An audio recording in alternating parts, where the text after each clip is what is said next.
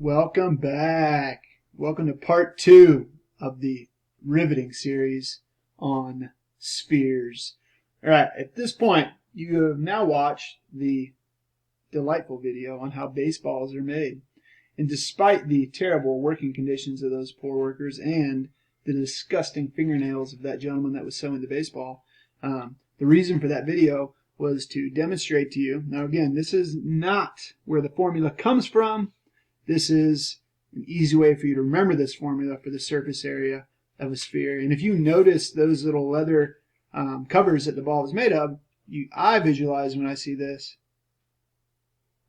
as 2 circles for each cover, which gives me a total of 4 circles. Now you might be thinking, well, what about all this other crap, Mr. Donaldson, the stuff in the middle?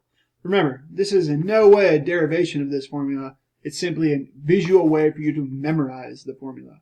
That baseball cover was made up of 4 circles, and exactly this formula, the surface area is 4 times pi r squared, which is the area of 1 circle. So just a really easy visual way for you to remember the formula for the surface area of a sphere, 4 pi r squared. All right, let's do some examples. All right, so first example, find the surface area of a sphere with a diameter of 5 feet. Now, the very first thing you'll notice is that your jerk teacher tried to trick you. It says the diameter is 5 feet, but the formula for the surface area of a sphere is 4 times pi times r squared. So, instead of the diameter of 5 feet, I'm going to have a radius of 5 halves. I know you all want to use 2.5, but I'm going to make you practice with fractions. So here we go, we'll just plug it in. So the surface area is 4 pi times the radius is 5 halves squared. All right, now, when you square a fraction, you simply square the numerator and you square the denominator, which gives me 4 times pi times 25 fourths. Now, because this one's a fraction, I'm going to put all these guys over 1 here, and then I have all fractions. And when I multiply straight across, I end up with 100 pi on top, 4 times 25, 100 pi on top, and 4 on bottom. And 100 divided by 4 is 25 pi. All right. And this is surface area, so that will be square units. So in this case, square feet. So 25 pi square feet will be the surface area of that sphere. All right. Now, if you guys would like to take a moment, pause the video and find the surface area of a sphere with radius 8, and then we'll compare and make sure you got the same thing I did. Do that now. Oh my God, I missed you so much. Welcome back. All right, here we go. So the surface area of a sphere is 4 pi r squared. So let's just plug in 4 pi. This time I did give you the radius because I'm nice. So that's 8 squared, which gives me 4 times pi times 64. And 4 times 64 gives me 256 pi. And that is in square inches. Perfecto. That's it, folks. Easy as that. The hardest I can make it is by giving you the diameter instead of the radius, and you just got to take half of it. All right. Now there are a couple, application problems that can make this a little trickier, and we'll get into that now. All right. So next thing, if you're asked to find the surface area of a hemisphere, all right, the one thing you got to make sure you account for is the fact that, okay, you have this half of the sphere part, but also when we're talking about solids, the solid is enclosed, which means that there's this base on the bottom. So you also have to account for this circular base on the bottom that I'm attempting to shade in as well. So you need half the surface area of a sphere. Well, if the surface area of an entire sphere is 4 pi r squared, then just the half part would be 2 pi r squared. But then you also need to add in the base, just like when you have a cone. And the base is a circle, so the area is pi r squared. So you have 2 pi r squared plus another pi r squared. So when you want to find the surface area of a hemisphere, a solid that's a hemisphere, you must account for this base as well.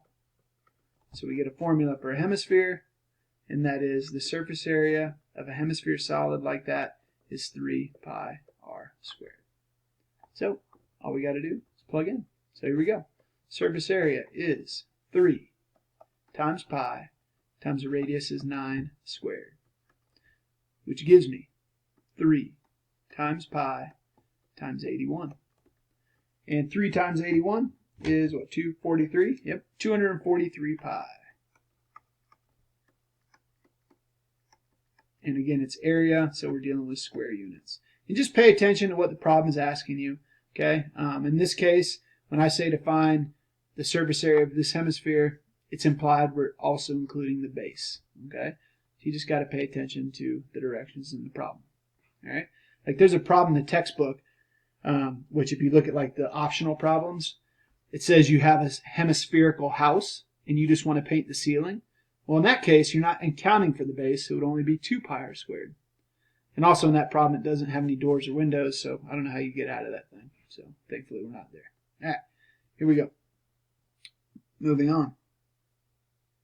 Find the surface area of a sphere that has a volume of 36 pi centimeters cubed. So this is like kind of the culmination problem that ties it all together. So let's just think backwards design. At the very end of this thing, I want to find the surface area. And the surface area is 4 pi r squared. It's an entire sphere. All right. So, but I'm not given the radius. What I need to do this is I need to know the radius. I'm not given the radius, I'm given the volume.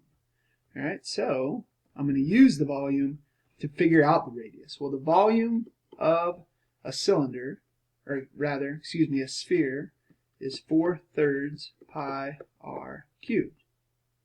Well, I know the volume is 36 pi. So what I need to do is I need to solve this equation for r. Okay, and there's a couple things we're going to do because we got to deal with fractions, but we also need to deal with the fact that r is being cubed, so we have to cube root it to get the radius. So the first step is I'm going to deal with that fraction. The way I'm going to deal with the fraction is I'm going to multiply both sides by the reciprocal of this fraction. So I'm going to multiply both sides by 3/4, because 3/4 times 4/3 gives you 12/12, which is 1. And then you would just have 1 pi r cubed, which is what we want. So I'll multiply this side by 3/4 as well. All right, so if you look at my calculator, I'm just going to do 3/4. Oops. So I got 3/4 times 36 pi. That's 27 pi. So I've got over here on the left 27 pi. Now, without a calculator, you guys, it's pretty simple. You multiply by 3, and then you divide by 4, you'd still get 27. All right, now over here, when we multiply by the reciprocal of 4/3, canceled it out, so to speak, gave us 1. So then we're left with just pi r cubed. Then I'm going to divide both sides by pi, and I'm left with 27 is equal to r cubed.